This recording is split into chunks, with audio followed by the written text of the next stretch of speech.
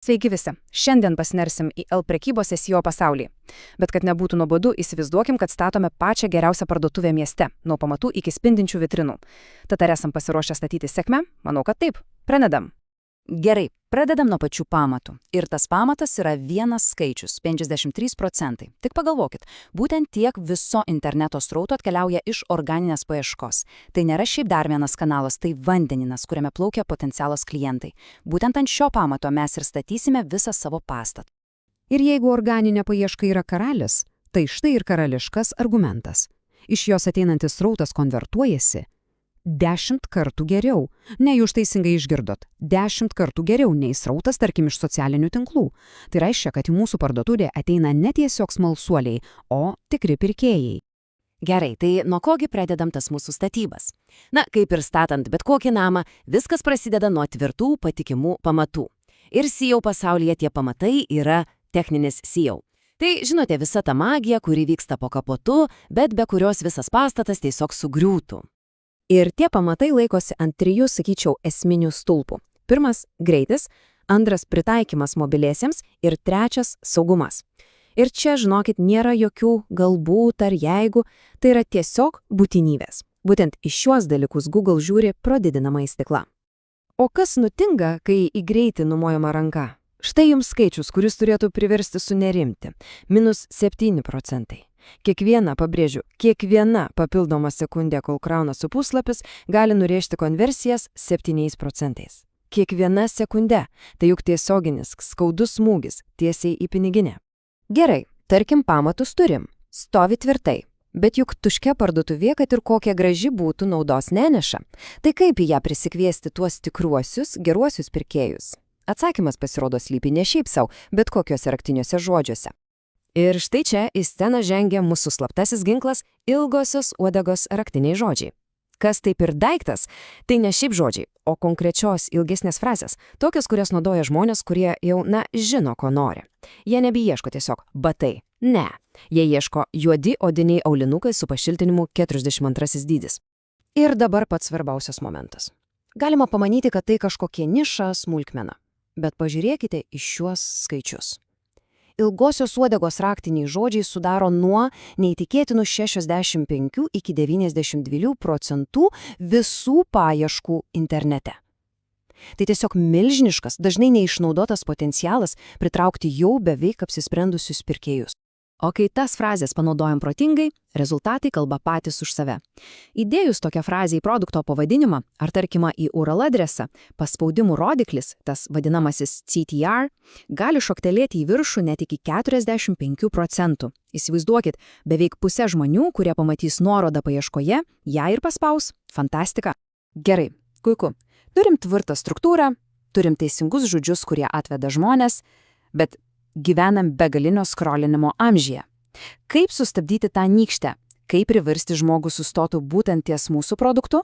Atsakymas, patikėkit, jau nebėra tekste. Taip, dabar atėjo laikas papuošti mūsų parduotuvės vitrinas. Ir kalba eina apie vaizdų optimizavimą. Tai žinokit, yra ir menas, ir mokslas. Kaip paprastas nuotraukas paversti galingų įrankį, kuris neša ir srautą, ir pardavimus. O dabar faktas, kuris galbūt nustebins. Beveik ketvirtodalis, tiksliau 22,6% visų paieškų internete vyksta niekur kitur, o būtent Google paveikslelių paieškoje. Pagalvokite apie tai. Tai yra atskiras, gigantiškas kanalas, kuriame žmonės atranda produktus. Jei jūsų prekių nuotraukų ten nėra, jūs tiesiog esate nematomi dideliai daliai auditorijos. Ir čia kalba eina ne tik apie srautą. Ne. Čia kalba eina apie pinigus. Vien tik aukštos kokybės gerai optimizuoti vaizdai gali padidinti konversijas net 58%.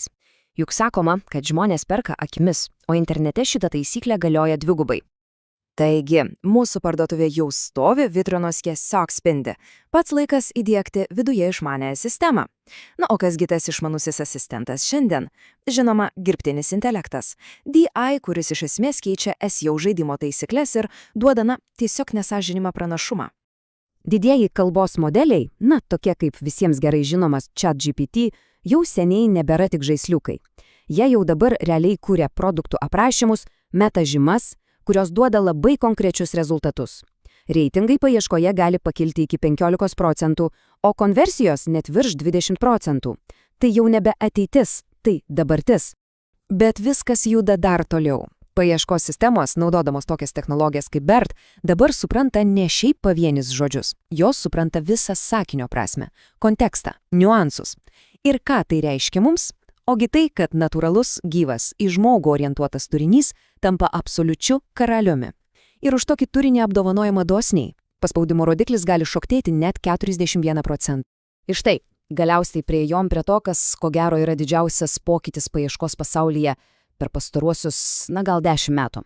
Mūsų parduotuvės kaiminystė, visas tas skaitmeninis rajonas keičiasi iš esmės ir mums reikia išmokti, kaip jame naviguoti iš naujo. Tai koksgi tas pokytis? Kas tas dalykas, kuris verčia visus SEO specialistus iš naujo sėsti prie vadovėlių? Pristatau D apžvalgos, arba angliškai AI Overviews. Kas tai yra? Tai dirbtinio intelekto sugeneruota santrauka atsakymas, kuris pasirodo pačioje paieškos rezultatų viršūnėje, virš visų įprastų nuorodų. Jis atsako į klausimą iš karto, tiesiogiai, todėl vartotojui nebelieka jokio poreikio kažkur eiti toliau ir spausti ant nuorodų. Ir koks to poveikis? O jis dramatiškas. Organinių paspaudimų rodiklis gali kristi net 61%. Tik įsivaizduokim situaciją, net jeigu esat pirmoje vietoje, vis tiek galit prarasti daugiau nei pusę viso savo srauto. Tai yra švelniai tariant milžiniška grėsmė. Bet, kaip žinia, kiekvienoje grėsmėje slypi ir galimybė. Ir štai ji.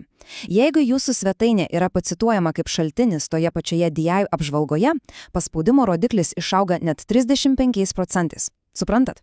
Tikslas keičiasi. Dabar tikslas nebėra tik pirma vieta. Tikslas yra top tiek pačių atsakymų.